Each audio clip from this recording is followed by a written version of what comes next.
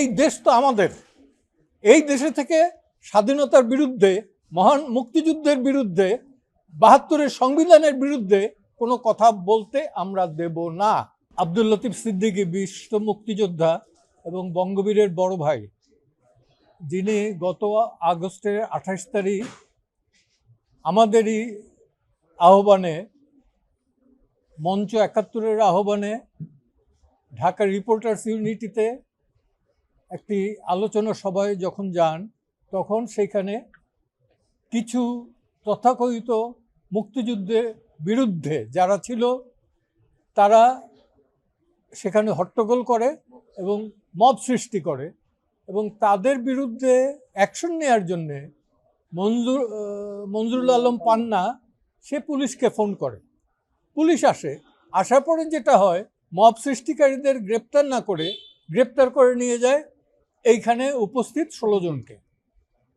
তার ভেতরে যারা যারা ছিলেন আপনারা প্রত্যেকেই জানেন যে ডিআরইউ ঢাকা রিপোর্টার্স ইউনিটির পক্ষ থেকেও কিন্তু একটা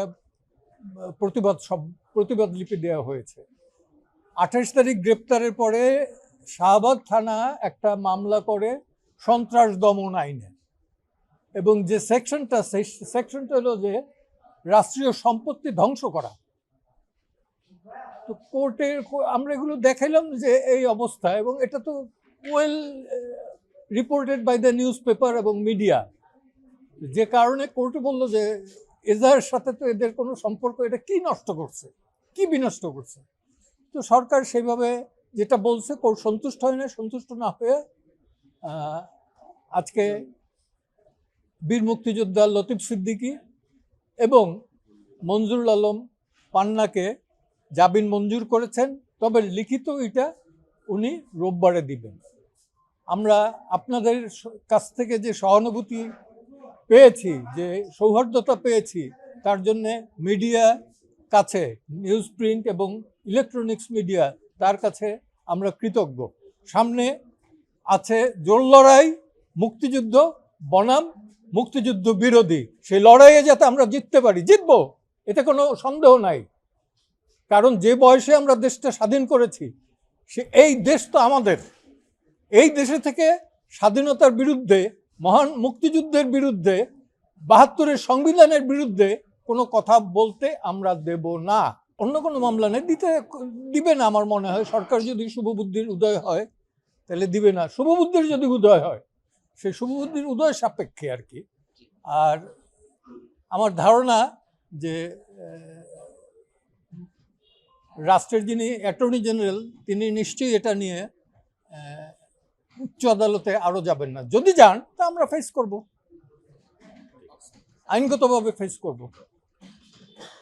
আপনাদের কাছে আবারও কৃতজ্ঞতা জানাই মঞ্চ ৭১-এর পক্ষ থেকে এবং বঙ্গবীরের পরিবারের পক্ষ থেকে, তার বড় ভাইয়ের পক্ষ থেকে, এবং যে ১৬ জন মুক্তিযোদ্ধা আজকে গ্রেপ্তার অবস্থায় আছেন, ইনক্লুডিং ঢাকা ইউনিভার্সিটির শিক্ষক হাফিজুর রহমান কার্জন, আনিসুর রহমান এটিএম, আনিসুর রহমান বুলবুল, এমনকি পরবর্তীতে ২ জন সচিব গ্রেপ্তার হয়েছেন, আবু আলম খান শহীদ, তারপরে যারা যারা আছেন, তৌসিফুর রহমান খান, এরকমের যতজন আছেন, আমরা কাইয়ুম, আবদুল্লাহিল কাইয়ুম, আমরা সবার মুক্তি কামনা করি এবং মুক্ত বাতাসে তারা থাকবেন।